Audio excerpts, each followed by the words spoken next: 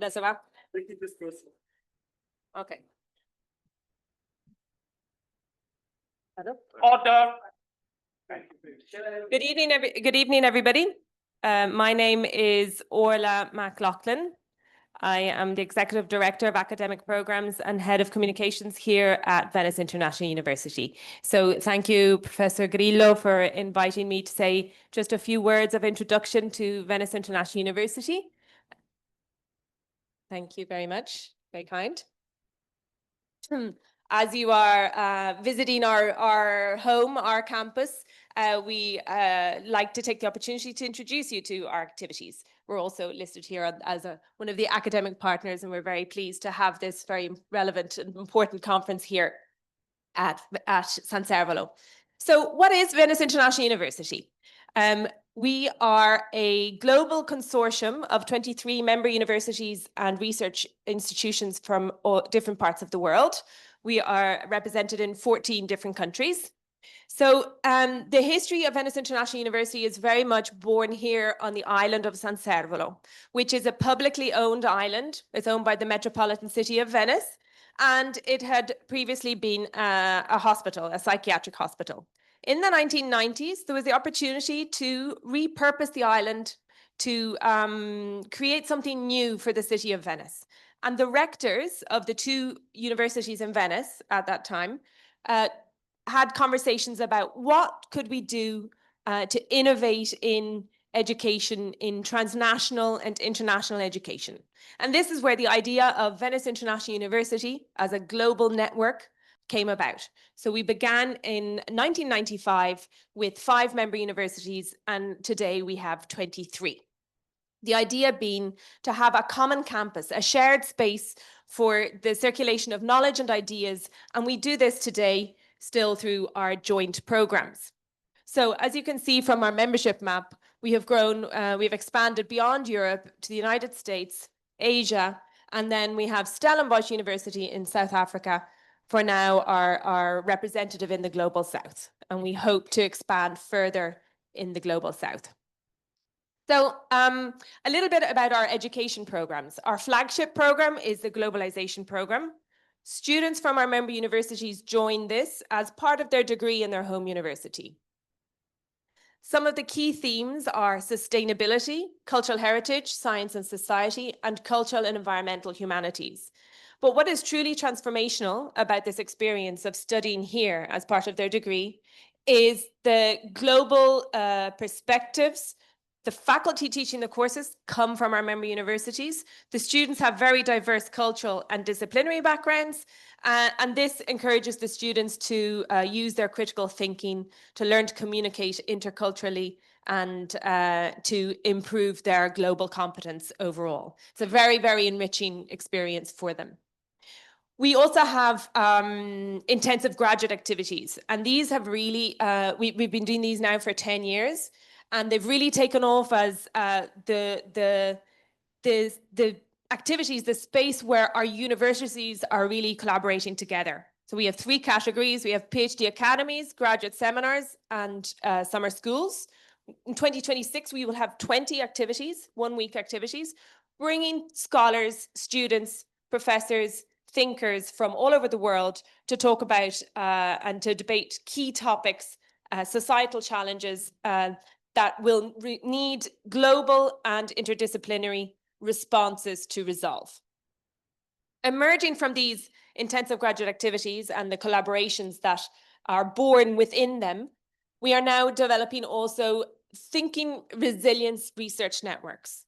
We've already launched in 2025 the Cities and Global Change Network, and we're working now on 3 other topics. And through these, we will be, Venice International University will be the role of the catalyzer of competences, bringing people together to do joint work, joint projects, engaging in international research, transnational research together.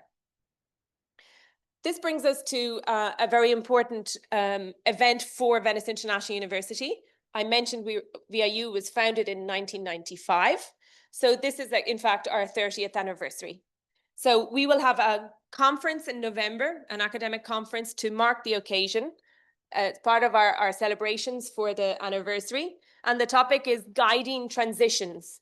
So our universities will unite here in San Servolo to discuss the topic of guiding transitions through the prism of transition in higher education and artificial intelligence, structural inequalities within and across societies, ecology and the environment, and cities in transition. And the focus of this will be, what do higher education institutions need to do to equip the students and young scholars of today to face these important challenges? And this will pave the path for creating the new programs in the next 30 years of Venice International University. So thank you again, Professor Grillo, for inviting me to introduce very briefly VIU to your audience, and the best of luck with the rest of your conference. Thank you. Giacomo?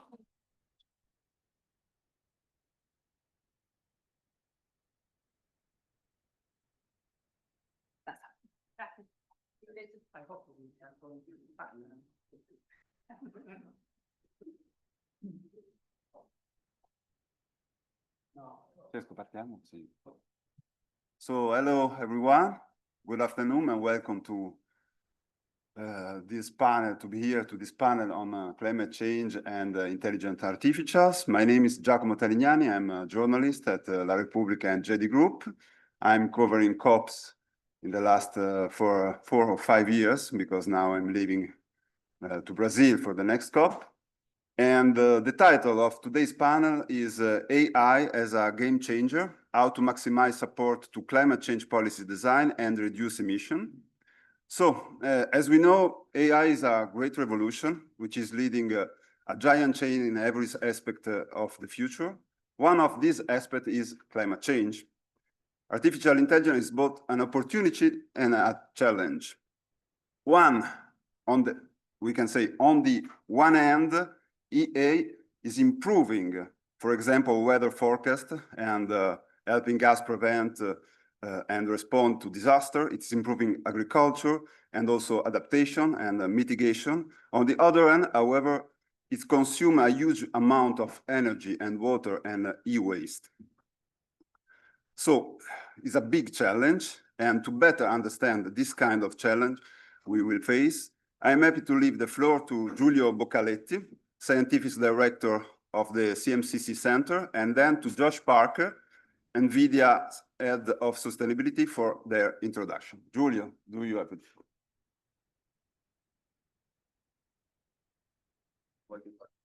Sì, se non ti serve.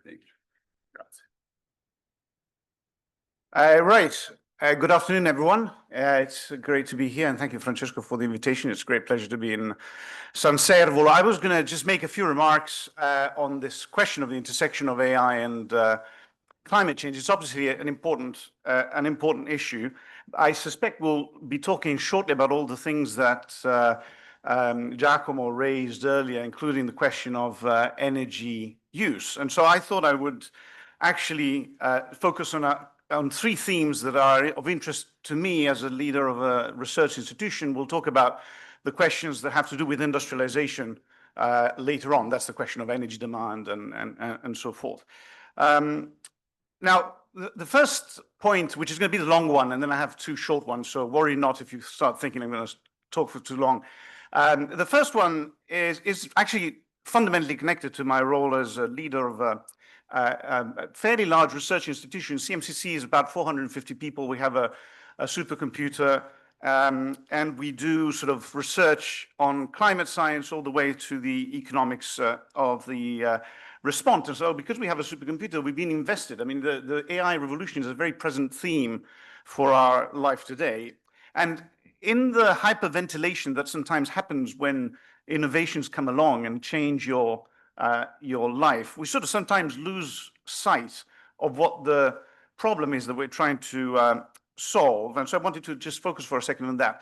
The job of science is not to very efficiently find answers to problems. The job of science is to very effectively find the right questions to ask.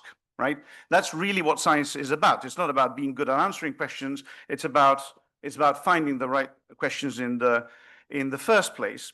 And when new methods emerge, we shouldn't be asking, how do we do what we did before better, right? And the weather forecasting business is a sort of example of this. We sort of suddenly obsess, and there'll be opportunities, don't get me wrong. I mean, it's an important area of innovation. But as a scientist, that's not the most interesting question. The interesting question is, a new method comes along, what new problems, what new questions can I ask that I couldn't ask before? That's really the heart of the matter and the largest potential. And I think sometimes in the obsession of seeing how fast and how effectively these technologies can work, we sort of forget that we should be taking a step back and asking ourselves, what is it that we would investigate? And I just wanted to tell you a very brief story, because we've seen this before. The field I inhabit, this question of climate science, has gone through exactly this problem in the past. We started simulating the atmosphere, the climate so the atmosphere of the ocean primarily in the 1940s. This was a product of John von Neumann's project of creating the first computer. And if you ask yourself, what was the question at the time? Well, on the atmosphere, the US had just come out of the Second World War. There was a massive overproduction of airplanes, and the US had decided that they would be in air while the British Empire had been on sea. So we'll dominate the skies. And of course, if you're going to dominate the skies, weather forecasting becomes a fundamental operational constraint if you're going to fly all the planes in the world, right? And so the question came from there. And then added to that, it got to a climate scale when von Neumann had this peculiar idea, after they had this Promethean moment and they dominated the powers of the cosmos and brought them down on Earth and produced the nuclear bomb. The question they had was, could we use that to stop rain coming down on the Soviet Union? That was the kind of question that they asked. And so out of that came the answer, which was, well, we should model the free atmosphere and see what happens if you, and by the way, you can't, right? Just to be clear, in case we end up, and the same happened on the oceans just a few years later. During the Second World War, again, we had this peculiar experience of the U-boats in the Battle of the Atlantic. There's a major problem. It was defeated by science. Then we had Operation Neptune, which you will know as D-Day, where we had the largest amphibious operation in human history. And all those were problems of operational management in a very difficult material environment. And that prompted a set of questions about how the ocean behaves. Then in the 50s, Sputnik goes up, the nuclear deterrent goes underwater, and suddenly we need to figure out how the ocean moves. And so that produces the ocean models that we have today. And so the climate models that we run to this day, which simulate with great accuracy the free atmosphere and the open ocean, don't do it actually just because that's what you need to do to simulate the climate system, although you do, but they're designed that way because the original question was a different question than the one we're asking now, which is, how do you fly a plane in the free atmosphere and how do you sail a submarine in the deep ocean? Now, the question that we are asking today, because now you could ask me, well, Giulio, what is the question then that we should be answering? And we are now going through a transition, and this is where AI comes in, because for the last 30, 40 years, I ran the first climate model I ever ran was in the mid-90s. And at the time, the question was, could we paint a picture of the future, far enough in the future, that we can convince all of you not to go there and just transition the energy system to low carbon emissions? That didn't happen, as I'm sure you've all noticed. So now we're in a different problem. The climate system is changing today. And the real question is, how are we going to confront the material conditions changing? How are we going to grow an economy in a world in which our material conditions are no longer stationary as they have been for the last 100 years? And so this is a profoundly interdisciplinary question for which we don't have equations, but now, thankfully, we have an empirical approach that might lead us to some interesting answers. So that to me is the central question. Using new technologies, not to answer the questions of yesterday, but using new technologies to figure out what new questions we can ask. Yeah, are you still with me? Yeah, it's been a long day. I'll be done in a second. So that occupies about 80% of my time when I'm thinking about AI. Is what's the question? Not how do you make it faster or better or whatever. There are other two items that I think for this discussion and for this conference and the spirit of the conference that Francesco's organized, I think are worthy of debate. The second, and these are briefer, I won't tell stories. but they are important. The second issue is the impact that AI will have on the labor structure of scientific production. Yeah. Universities and research centers are basically stuck in the Middle Ages. As any of you who's a professor knows, we are essentially, painters' shops. We have a mentor and we have 10, 12 people who sit around you and learn how to do whatever you learned how to do 20, 30 years ago. Now, and your average postdoc might cost 30, 50K, depending on where you sit in the world. Now you might be able to get some of that rote activities that were necessary to mentor somebody into a profession. You might get that done by a machine instead for $20 a month. That changes the economics of production. This is an industrialization of the production of knowledge. And we know what happens when sectors industrialize, right? Labor gets decoupled from capital, returns on capital increase, returns on labor, on much of the labor decreases. So labor productivity of some increases spectacularly, but then you also expel a bunch of labor in the process, right? And this is a big question for science, because science is not just an enterprise that produces something, it's also a way of emancipating people. Yeah, people whose families didn't go to university get to degrees by doing science. It's a meritocratic endeavor, right? So that's a big deal. And then the third and last point I will make, and then I'll close, which I think should be on the table in any discussion on AI and climate, is this. Climate science, in fact, any environmental science, is first of all an observational science. And as I mentioned, Sputnik goes up in the late 50s. And since then, sovereign nations have created infrastructure to observe the planet. And that matters because you decide what to do in your home if you know what's happening, right? So NASA, ESA, et cetera, et cetera. We then turned this science into an experimental science by building models. And we did that because we had supercomputers, which again, were mostly funded by the state. Think Lawrence Livermore Labs, think CERN, right? Yeah. So over the last 10, 15 years, the modes of production of research have been privatized. Yeah, so now the biggest owners of Earth observation satellites are private companies, most of them in the US. I'll leave aside the question of the Ministry of Defense of China, which is also a massive owner of satellites. And of course now, and we'll hear about it, and completely legitimately, but a lot of the computational power has shifted into private hands as well. So what do you do when the system of information that you use to decide what happens in our home is suddenly not a publicly funded good? It's not public infrastructure, but it's private infrastructure that incidentally resides in regulatory regimes that are distant from the ones that you live in, for example, here in Europe, right? That's an open question. I don't have the answer, by the way, to none of these questions, but I thought these were good questions to ask you. So with that, I'll close. Thank you.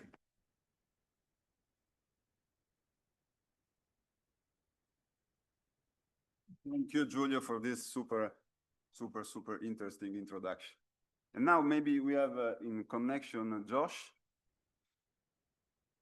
So, yes, can you hear me? Yes, hi, Josh. You have the floor if you want. Great, thank you very much. Yes, I am the head of sustainability at NVIDIA. Happy to offer what little commentary I can from the tech sector's perspective. And apologies for not being there in person. I am in Europe frequently, but this time around it didn't work. So wish I could be in San Serbolo with all of you, but I appreciate you taking my comments, even though I am remote. I really appreciated the previous comments, especially focusing on what are the questions that really matter, and that is the domain of science. I would like to suggest that we can focus on the questions that aren't as important when we're looking at a broad set of data. As we are in this time of rapid innovation with AI, it's really easy to get fixated on data points that may not ultimately be the most important for climate change and for sustainability. So I would suggest that the two most important questions for us to ask, if we really care about solving climate change and becoming more sustainable as a planet, are number one, what will the net impact of AI be on sustainability? And number two, do we have another policy or technology approach that is more likely to help us solve climate change? And I would say, in answer to the first question, there's increasing consensus, as far as I can tell, that AI can lead to a positive net impact on emissions and on sustainability. And to answer the second question, AI is probably our best hope of making a significant solution towards climate change. Where policy is failing, potentially, or not sufficiently strong with multilateralism, AI actually offers us potential for significant reductions in emissions if we deploy it properly. So briefly, if you look at, again, going back to the first question, what is the net impact of AI going to be on emissions, climate change, and sustainability? It's really easy to look at the growing footprint of AI and to be concerned, especially in the United States, where some AI data centers are being powered, at least for now, with natural gas. In China, certainly some of the data centers there are not exclusively on clean energy. How do we wrap our heads around the potential for an increase in emissions due to AI data centers? At first, it's important to put this in context. If we're looking again at the net impact of AI, how big is that footprint really right now, and how big is it going to be? And the good news is that I think most people don't appreciate how small the footprint of AI currently is. The IEA estimated that all of data centers in Europe account for less than 2% of electricity consumption in Europe, and AI is 15 to 25% of that. So it's a fraction of 1% of global, or of electricity consumption in the EU. Higher in the United States, of course, is a share of electricity, but even globally, it's less than 1% based on the best estimates that we see from the IEA. It's rapidly growing, of course, and we need to try to manage the deployment of AI factories in a sustainable way, and match them with clean energy where we can. But in the near term, it is not, it doesn't even compare with larger electricity consuming sectors, manufacturing, transportation, buildings, and so forth. And it's actually not even in the top 5 categories of net load growth going forward, according to the IEA. So we're starting from a very small baseline in terms of the energy footprint. And many of the companies that are deploying AI factories are doing their best to use clean energy. Some of the largest clean energy off-takers in the world are some of the large AI deployers. So that's a cause for hope as well. So that's looking at the footprint. Now looking broadly at the potential other impacts of AI, well, what do we see? We see AI having huge potential for improvements in the energy sector to, number one, make variable energy like renewables more valuable by finding ways to soak up existing energy resources and potentially ramp down the energy consumption of data centers through demand response when the grid is at peak load. We have some really interesting partners who are doing wonderful things with this, like Emerald AI, where they're turning AI factories into grid assets by paring back the energy that the data centers use when the grid is at peak capacity. And also, AI would be the best technology, I think, to modernize the grid through virtual power plants, where we have distributed energy generation and consumption, variable supply, variable load. AI is one of the, I think it is the best tool to help us manage the complexity of a modern grid, which again will allow us to better integrate a variable supply and variable demand. We're also seeing very dramatic impacts of AI on energy efficiency across sectors. So in manufacturing, for example, very interesting data point for NVIDIA itself. One of our manufacturing partners in Mexico was building a new facility to manufacture our servers, and they used a digital twin and AI on the front end to try to optimize for energy consumption. And they're reducing their energy in manufacturing by 30% over the lifetime of the facility because they used AI on the front end to try to optimize it.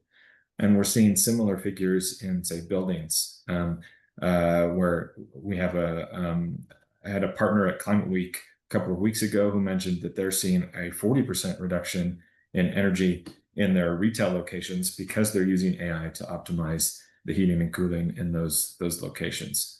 So in these much larger energy consuming sectors, buildings, transportation, manufacturing, there's the potential for AI to have dramatic impacts, that will drive us towards more energy efficiency in the near term. We're already seeing those proof points. And then, of course, you have the moonshots and also the more practical near-term effects of AI specifically for sustainability.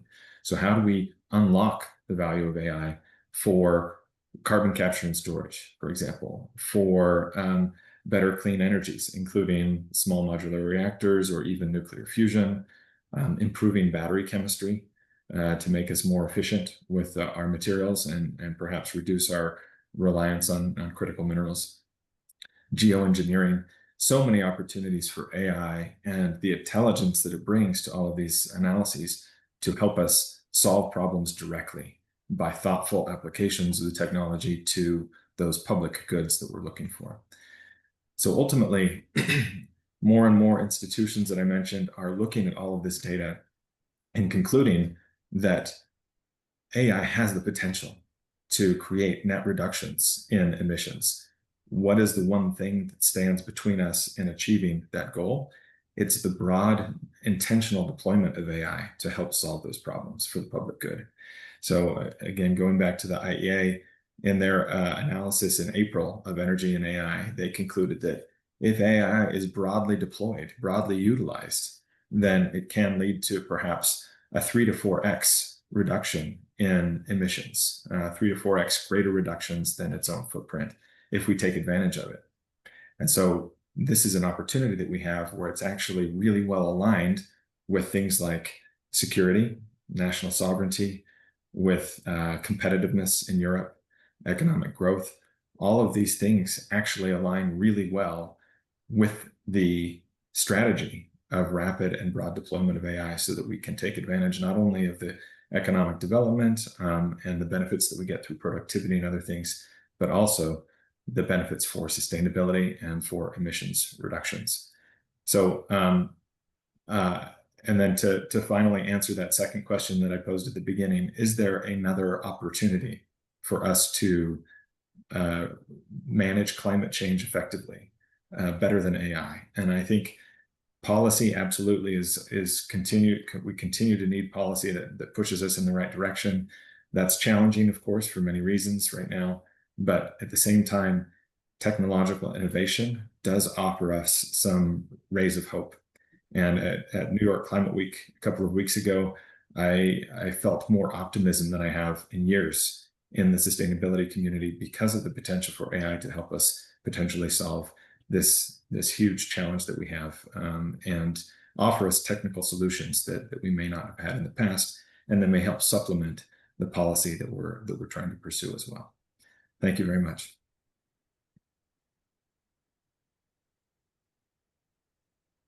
Thank you, Josh. Thank you, Josh, for your speech and for these words about the opportunity. Now we start to discuss, to open the discussion. We have with us a lot of discussants. I can invite Savinian Karacostea, co-founder and creative director of Meta Foundation. Hi, Savinian. And then Chaitanya Giri, fellow at ORF Center of Security Strategy and Technology, Mumbai. Bernardino Sassoli De Bianchi, AI expert and professor at the University of Milan. Andrew Wyckoff, former director of the Directorate of Science and Technology at OECD. And Cliff Pryor, CEO at Global Steering Group for Impact Investment. If you want, come here. And then also, wait a second. I would like to invite to join us Maria Grazia Davino, Manager Director BWD Europe, and Iman Diguello, a young AI expert. If you want to come, there is a chair. It's also some more chair. And okay. Yeah. There's a lot of us. Yeah. I can go back.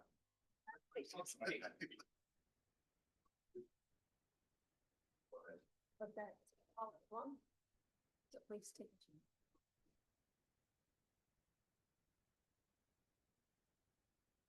So Maria Grazia, can I start with you? Yes. Just is one question for everybody. In your opinion, looking to the future, how can we can maximize the benefits of artificial intelligence and also reduce the environmental impacts?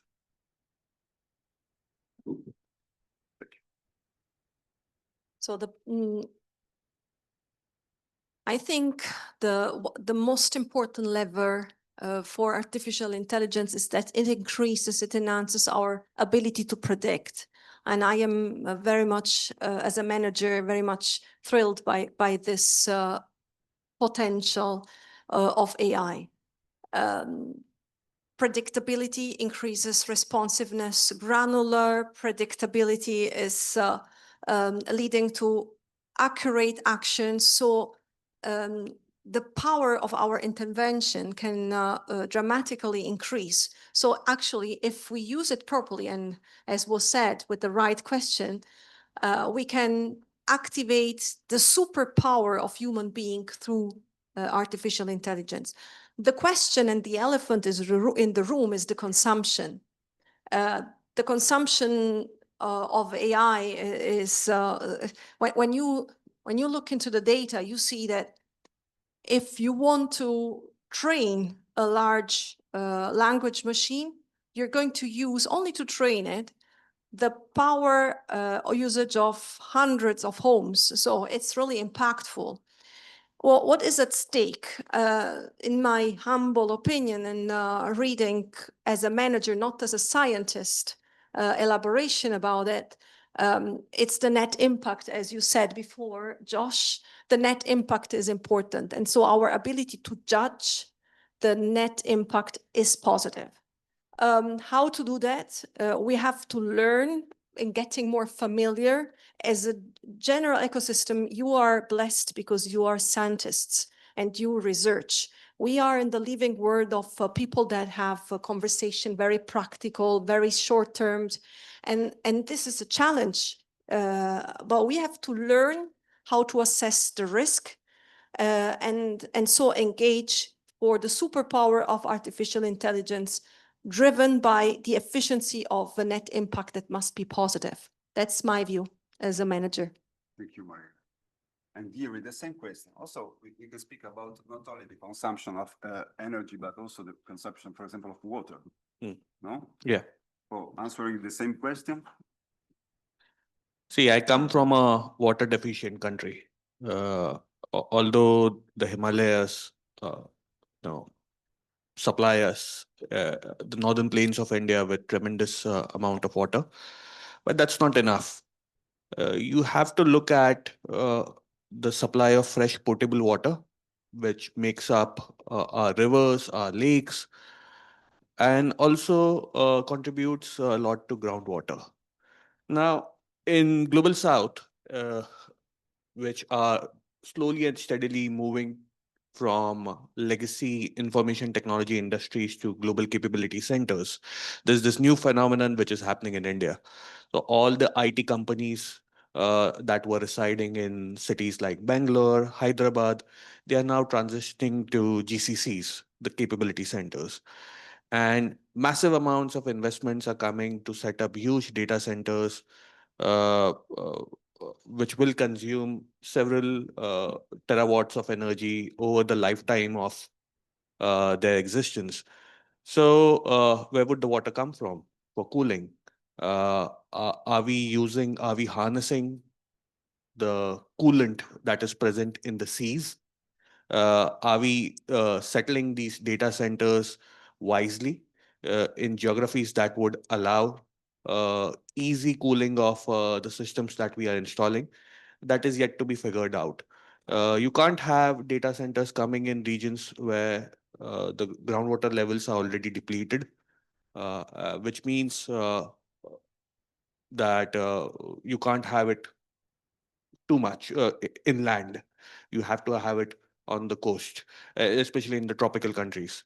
If you go in the high northern latitudes or the southern latitudes, you'll have to make sure that you are using the low temperatures very wisely, especially setting up of such data centers in the Arctic or maybe in the Himalayas, or maybe in the Andes Mountains.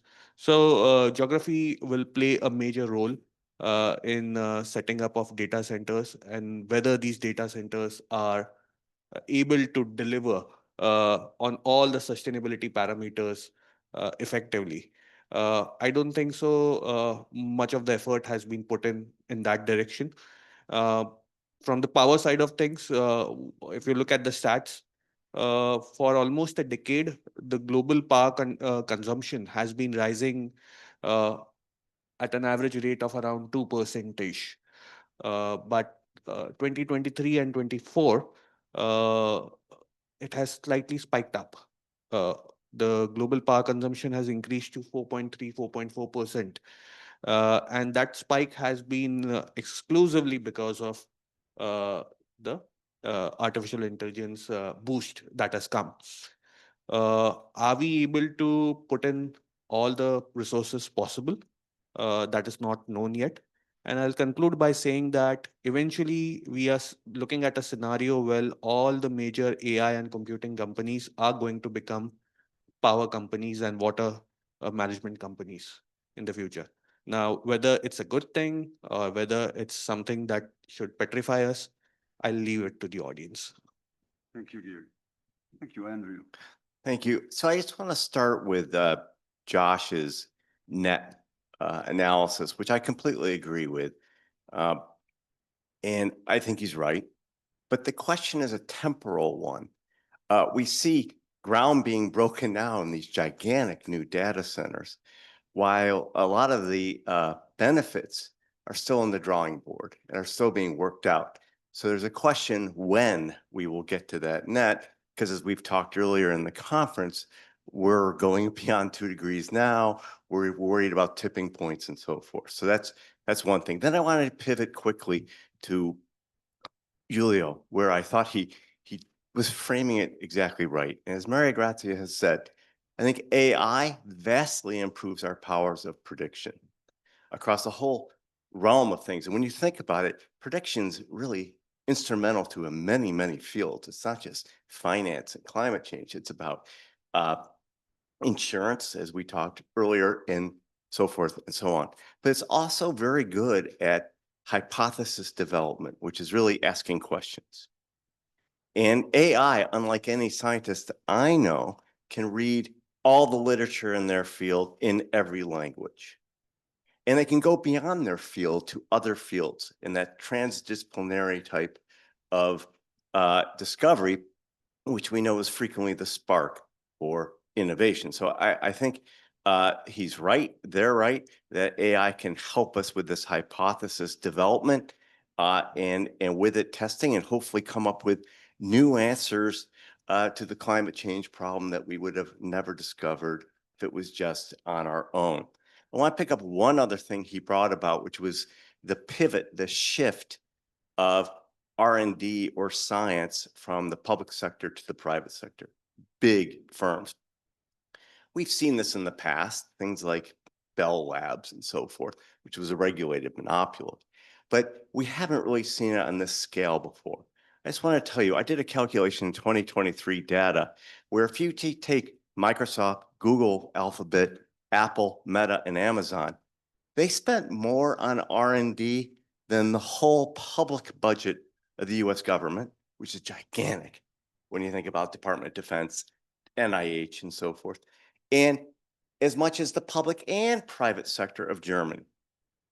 Now, we've never seen R&D on that scale before, which is really, really remarkable. And I just want to say it provides a new vector in our analysis, in our search for solutions, hopefully. And they are investing in a lot of new energy forms, which could be helpful. Things like small modular reactors, fusion, and so forth. And so I keep my fingers crossed, but it depends on who they make this available to. And will they make it, as Bell Labs did, kind of put it in the public domain or keep it for private profit? That's a really interesting question. My last point is it does enable a lot of citizen science, which I think is again, another, all of a sudden there's this equalizer, this leveler on knowledge and access where you can ask these models interesting questions and hopefully people like those of us in the audience can begin to contribute to finding solutions. Thank you, Andrew. Naveen. Yeah, so I'm also grateful to Julia for bringing up a few, as it were, philosophical points, because we live in interesting times, and a lot of what's happening in AI, all at the intersection of questions regarding climate change and how we confront the problem, are really like close to questions that philosophers have asked in the past. So we live in an epoch of what people call scientific revolution. And if you're familiar with the term paradigm shift, right? It's the idea that sometimes anomalies and new problems accumulate, and we need a new way of looking at stuff and thinking at stuff. And this was a term that was popularized in 1962 by a guy called Thomas Kuhn. And he basically said, look, when that happens and we have a paradigm shift, we realize that what counts as a scientific question or a scientific problem is different than what we used to think did count as that. So we define a new perimeter for what the problem is. And so the question becomes, what is the question? One of the great scientists and mathematicians of all times, and French mathematician and physicist called Jules-Henri Poincaré, once apparently said, you know, the real question in science is not what is the answer, it's what is the question. And there is no time like nowadays where we wonder what is the question, what do we ask to these models, and who decides to ask what do we ask? Because we seem to all agree that we don't want Google to decide who should ask the questions and decide which questions and which problems are scientifically legitimate and decide which paradigm we should live in, even though Google, in a sense, won 2 Nobel Prizes last year because Jumper and Hasabi's work for Google, and Hinton used to work for Google before he decided that he couldn't work for Google and say what he wanted to say, right? So that's also an interesting thing. But Google was a prime mover of scientific progress, according to the Nobel Prize Committee for Physics and Chemistry last year. So, so who gets to decide who asks the questions? But also, one thing that hasn't come up really, everybody, Maria brought it up very urgently. These are very powerful tools that give us unheard of ability to predict, classify, develop new hypotheses, whatever is going to count for hypothesis, but we don't really know what they do inside. Because as you may have heard, these are so-called black boxes. So this is a new way of looking at a computer. And we really don't know how they come up with these answers, questions, hypotheses. And there's a whole burgeoning field called explainable AI, interpretable AI, which tries to have an answer. But right now we don't have literally a clue. And in my view, this is going to be something important that not a lot of people are paying attention to this, but if we do come up with answers from that field, we're going to have to sell them to the public and to the policymakers and say, oh, a neural network said that because somewhere 3 billion parameters have concocted an answer, but we don't know exactly what happened and what calculations were performed because it's a black box. And even the people who built this machine don't really know, might be problematic from a quote unquote PR standpoint. And I can't help but be, you know, I'm a science fiction person. Those of you who have read The Hitchhiker's Guide to the Galaxy will remember that they built this huge supercomputer and they asked, what is the answer to the ultimate question about life and the universe? And the answer is 42. And nobody knew what the answer was or could understand it. And I'm afraid we're somewhere there. We don't know the question. And if we got an answer, we would know how to deal with it or where it came from. I think that's an interesting point to make. And lastly, I think Bell Labs is a great example. They basically understood that IP for certain discoveries should be open access and open science and perhaps even citizen science. And I think we're a little bit forgotten that. Thanks. Thank you, Bernadette. Well, I like to think of climate change as not really speaking about the weather or the environmental climate, but also looking at the political climate, the economic climate, the social climate, the cultural climate. And all of these things we're seeing more than ever are so intrinsically linked that if the political climate were different today, we could easily solve all of the problems we're speaking about today without even using AI or any advanced technology. Like the solutions are pretty straightforward if the political climate were different. And when I think of AI, I think of it as being a tool the same way that the satellites are able to show us how the weather is moving or how the ocean is moving, AI is a tool for showing us how the social climate is going to move, how the cultural climate is going to move, in a way, influencing it way more than the satellites can influence the rain in Russia. So it's really the sort of imbrication of trying to solve the cultural problems, trying to solve the economic and the social problems with AI to lead to political solutions, to lead to environmental solutions. And without looking at the cultural or social solutions or the political solutions, we're really just trying to try to come up with an extremely complicated way of fixing a problem where the solution is very obvious. So that's really how I like to think of how all of these things connect.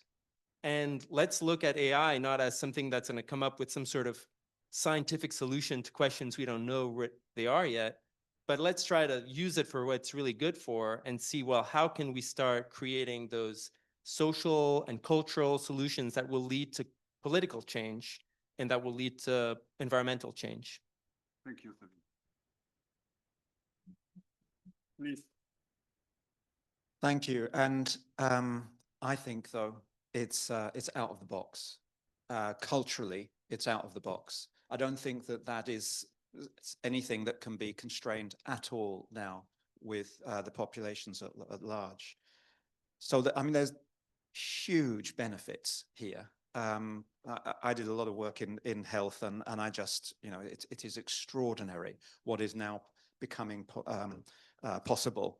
You know, spotting cancer 7 years ahead. Well, that's just transformative. Material science as well, transformative. Improving itself probably will be transformative.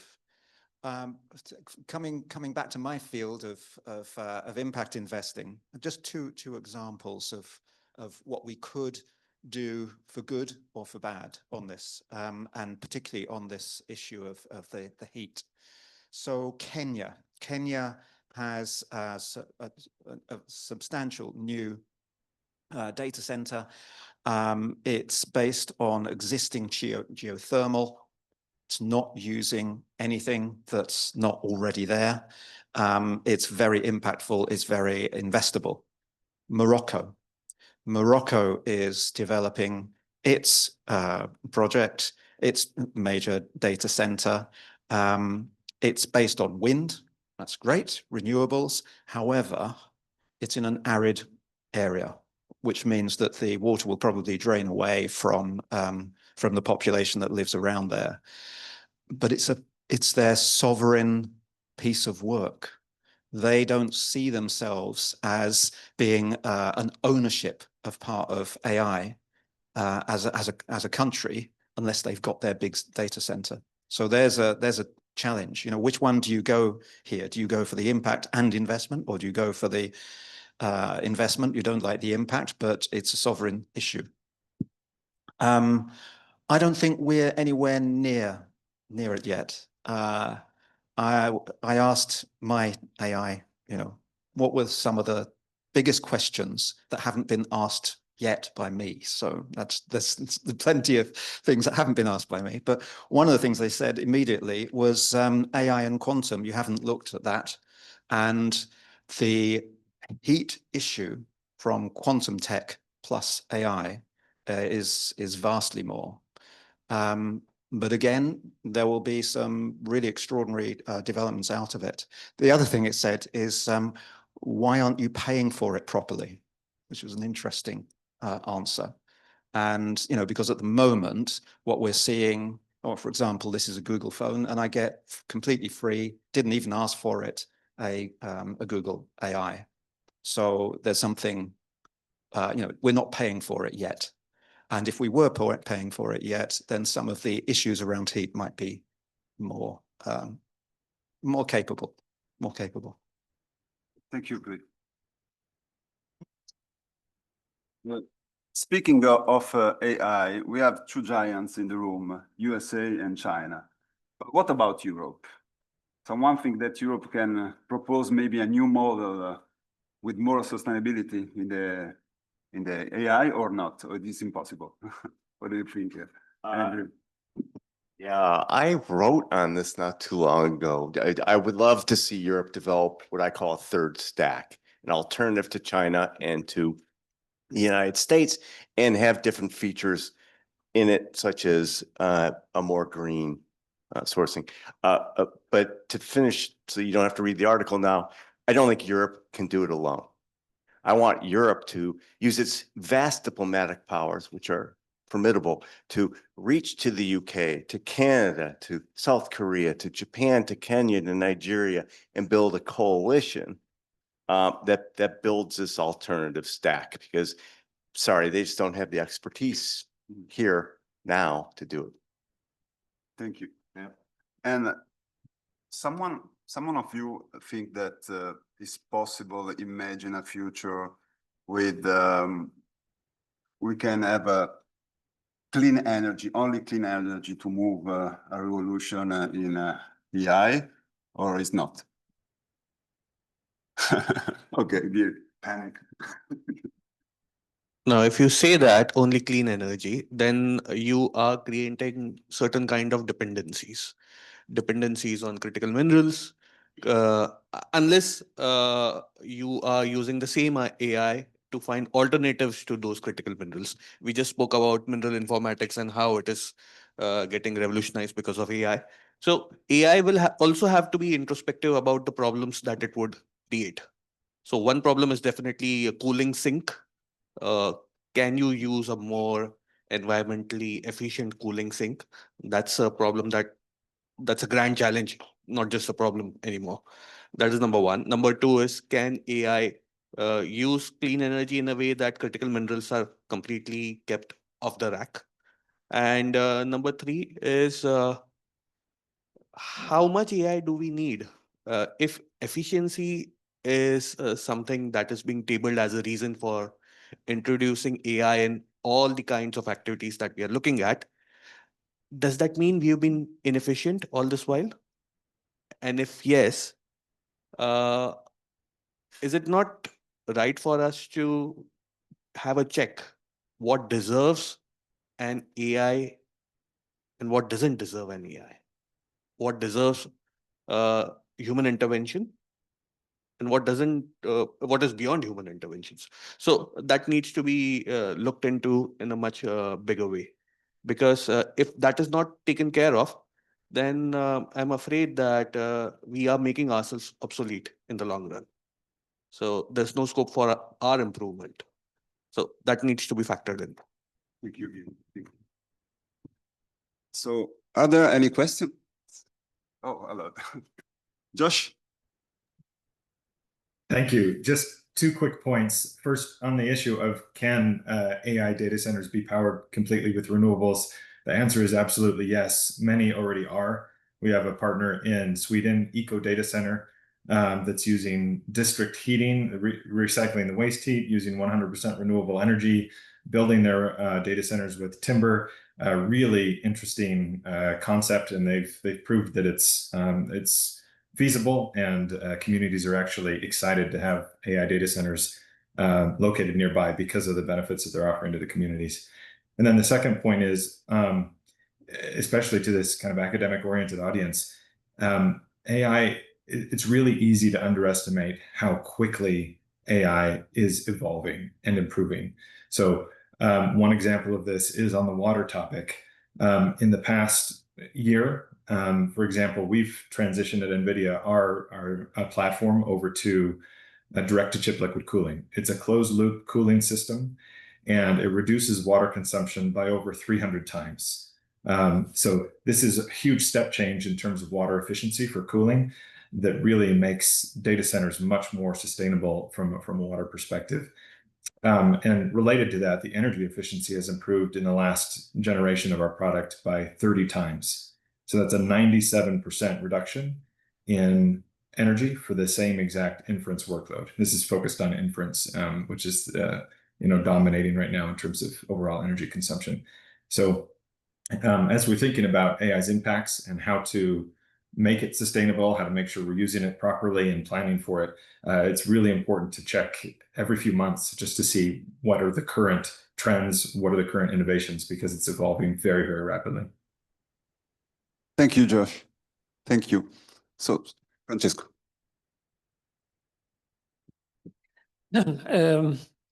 When we talk about artificial intelligence, we should talk, probably, this is what probably we are talking about, large language models, right? More or less, okay.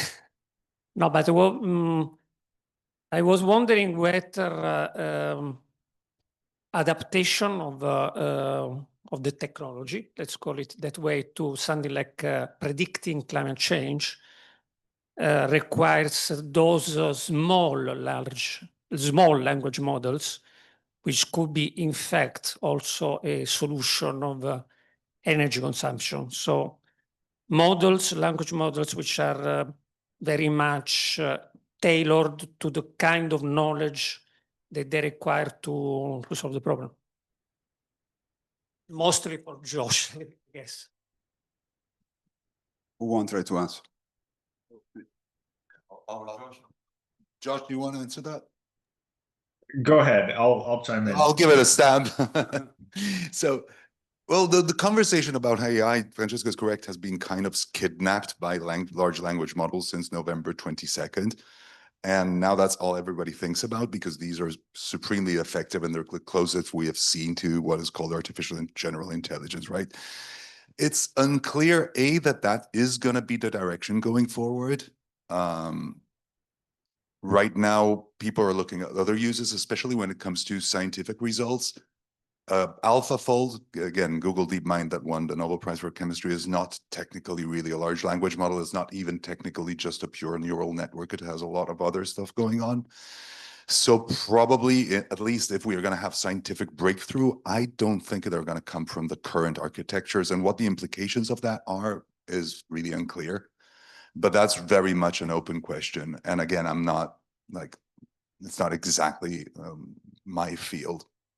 But the other thing I can say for sure is that in a lot of application in the corporate environment, they do use small language models. So maybe they take smaller instances of something like GPTs or other models, and they train them on the data set, because large language models have all these issues that we've all heard about, sycophancy and the hallucinations and all that.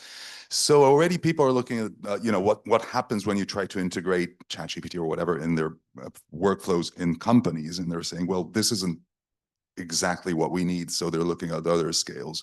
So this is going to be interesting.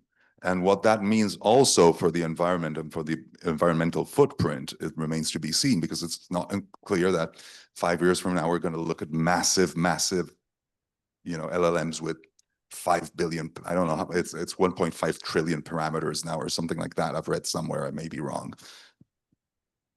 Thanks. Yeah, I'll just add that we're expecting to see a huge proliferation in the types of models and the types of AI that companies are using. It makes sense at the very earliest times. We look for broadly applicable, broadly useful models and technologies, but we're already seeing specialization and incredible improvements in efficiency with DeepSeek and other innovations, technologies to try to drive down the parameters activated, the types of models that we're using. So absolutely, we expect to see a world that has a number of large language models that are useful, medium language models, small language models, and other types of AI and machine learning to supplement it. And that's where we're seeing some of the biggest impacts, actually. The LLMs get a lot of attention because that's the consumer-facing aspect of AI, the chatbots that we all are familiar with. But behind the scenes, the commercial applications where we see some of the best positive impacts are often smaller or more tailored aspects of AI and machine learning. Thank you, Josh. I think the more tailored ends, that's already being very useful. I'm advising two at the moment. One of them's Gifted AI, which is specifically for SMEs working for impact and sustainability. So that's absolutely great. But then if you can do that, then you can do it for warfare. So what's happening on that? What could be happening on it? It's almost certain that something is happening on it, and who controls it? This question has been asked quite a bit about, who has the usage, ownership matters in this case really significantly. Thank you, Craig. There was a question from the girl.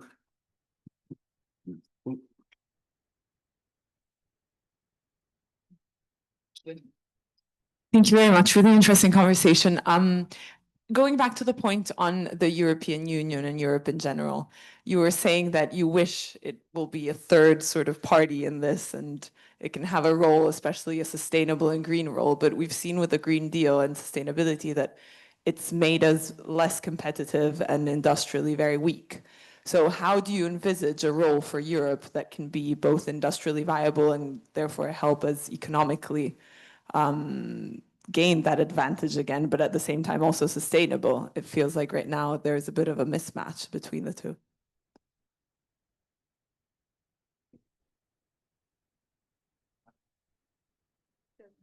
Oh.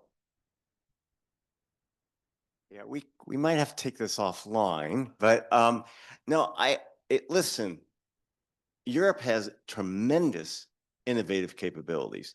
And you look at the history of digital policy, and Europe has played a huge role. World Wide Web, actually TCP/IP, VintSurf and BobCon kind of borrowed from France and a few other countries. And so you shouldn't in any way, the innovative capacity is there. And you've heard it throughout this conference many times. I'll say it one more time in my great American French accent.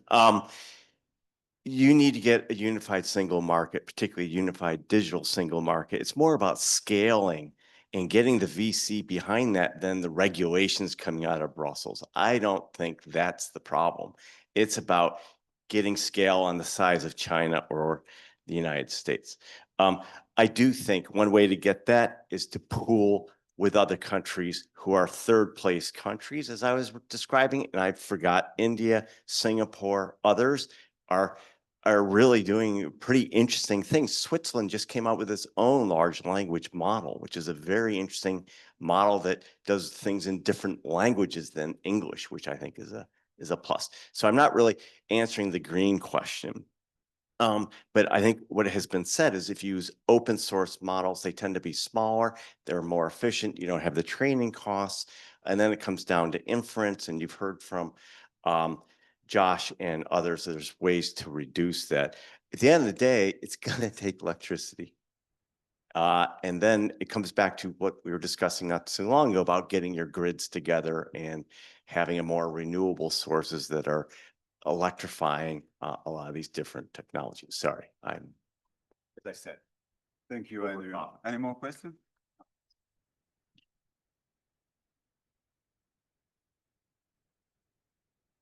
Hi, thank you for the fascinating conversation. I heard the term citizen science being thrown around a couple of times during the conversation. Of course, there's good and bad citizen science. Like bad citizen science leads to the earth is flat, vaccines cause autism. And a point which you touched on was the hallucinations and, let's say, fake scientific references that, Gen AI comes up with.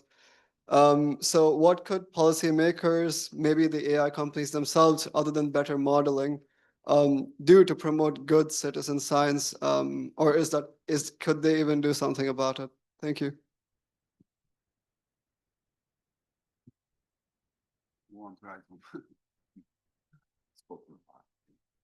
It's a difficult one. No one? I think that was pretty Julia, wants to. I mean, it's a crucial question, but I don't think it has anything to do with AI. We have those problems today. I mean, in fact, my center, we do rely on citizen science for some of our activities, right? And it can work. But I think it goes to the point you were making earlier. I mean, in reality, what you're ultimately talking about is governance, is how do you get people to work together. And I do think, I mean, on the question of also setting expectations of citizens, question of how do we solve climate change? I have no doubt that there are going to be substantial advances in confined domains of technology, material sciences, health but we forget, like health, for example, is a good analog for the problem we have. We have an institutional architecture for health that we do not have in environmental issues. right? We do not have governance. Like the Ministry of Health speaks the same language as the Istituto Superiore di Sanità, as the sort of main scientific body of the country, as the primary care system. So every citizen in the country here, or in the UK, has a GP that speaks the same language as the Ministry of Health does, as the main, right?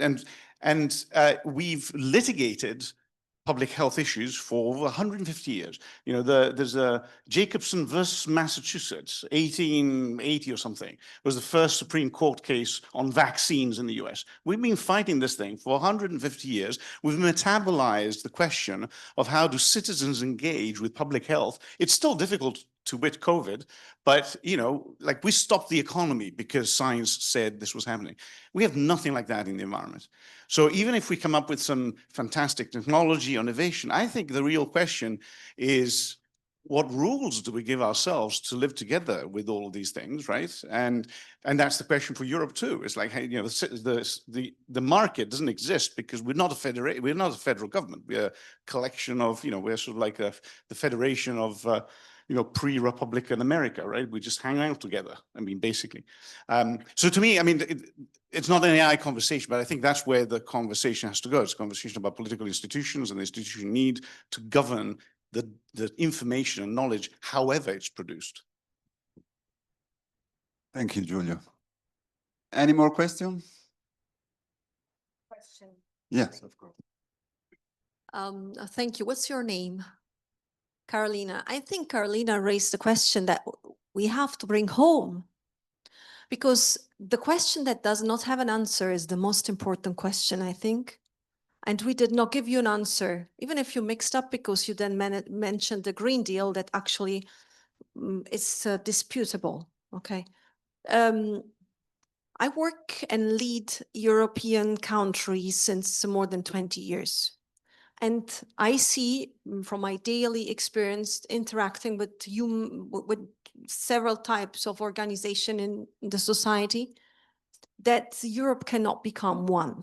It's not possible. I have done also deep dive comparisons between North America and Europe, and between Europe and Asian. And so I see that, I may say in a medium term, for the rest of our lives and the lives maybe of our children, this is not possible.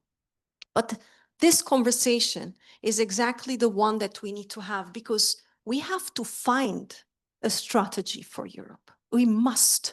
And the strategy can be, as you say, diplomatic, because you need coordinators in this multiple world, where then you have the question, will this how will they manage this power? Or is this a matter of sovereign countries and not? Is it a matter of citizens and not? And here it's where Europe is strong, because it's where Europe can become a laboratory of these questions, and my humble opinion, multiple answers. We have to live in the transition where a paradigm shift is not happening one day from another, and you don't have a start and an end. You have multiple nuances and things that kind of progress, sometimes go south, but it's anyway progress. And it's where I think the efforts need to be invested. The strategy for Europe is crucial for the balance of the globe. And I think, thank you, Carolina, for raising the question. And we should have a next one, Francesco, on that, I think. Huh? I think this reconnects a lot with some of the topics I just quickly threw out there.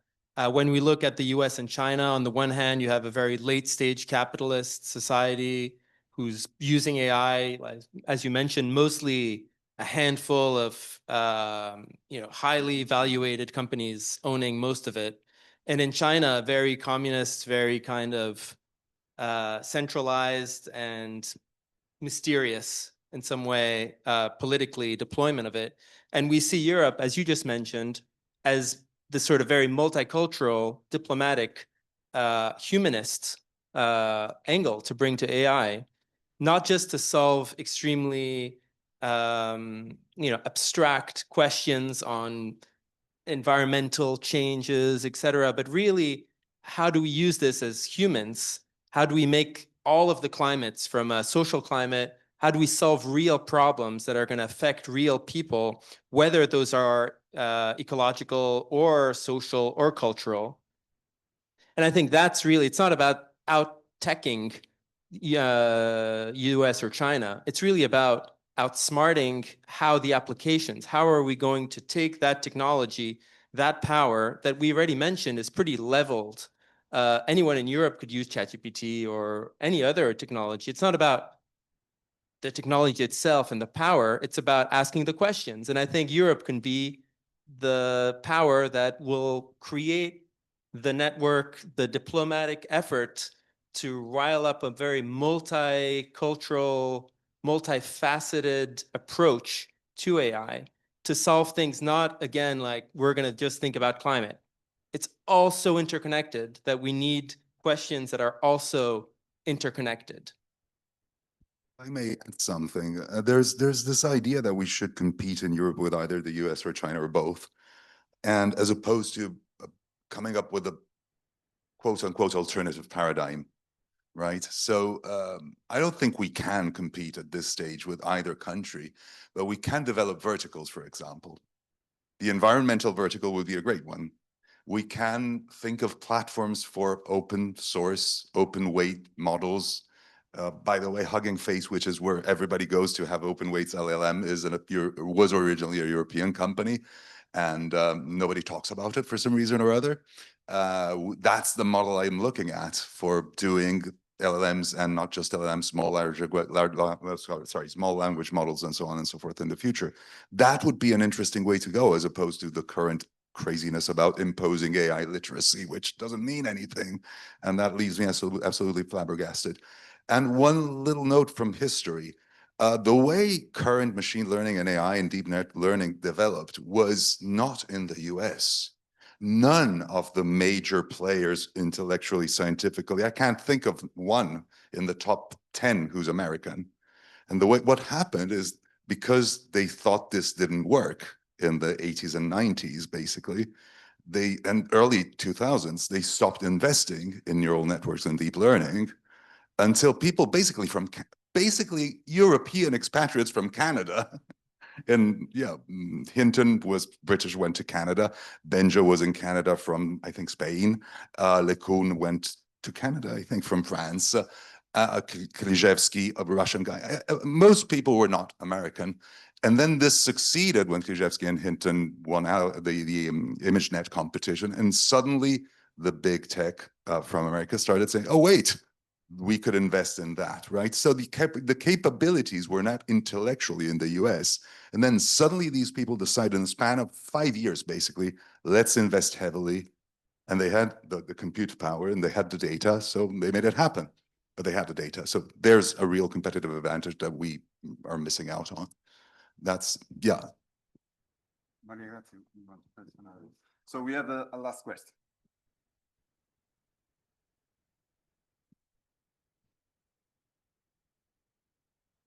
Thank you very much, Barbara Kolm, Austrian Economic Center. It's more a comment. If in Europe we do everything like to support central planning out of Brussels and have the AI Data Act and regulation there, how would we ever compete with anybody else if we just destroy our own ways? And I think this needs to, you managed that. You actually mentioned that. Thank you very much. But how can we get rid of that?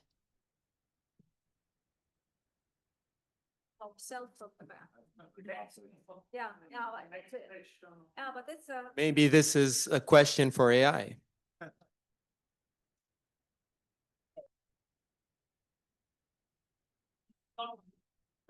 It's like 42. So that question will burn a lot of energy. Yes. You want to quickly answer? Or? Okay. It's amazing discussion, and thank you very much for resisting, because this requires at least a guideline or at least a rule. I think that vertical is a beautiful territory. And if we give ourselves the mental rule or the logical rule, or don't getting trapped into cynical stupidity of just arguing and finding a common strategy that then drains investments, because after you mentioned investment, if then the investments are lacking, then you don't progress. This is the opportunity that we have in Europe. The scientific dialogue, if it gets stronger, it can, I think, be an alternative to politics and to stupidity of driven public opinion. You know what I mean?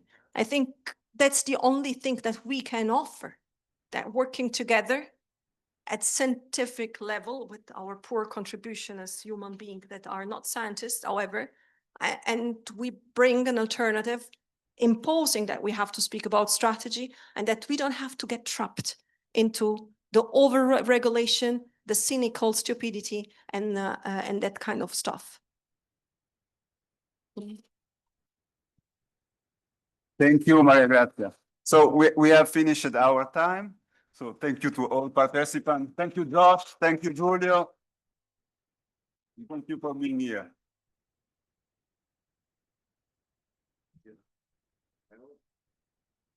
You only have one problem?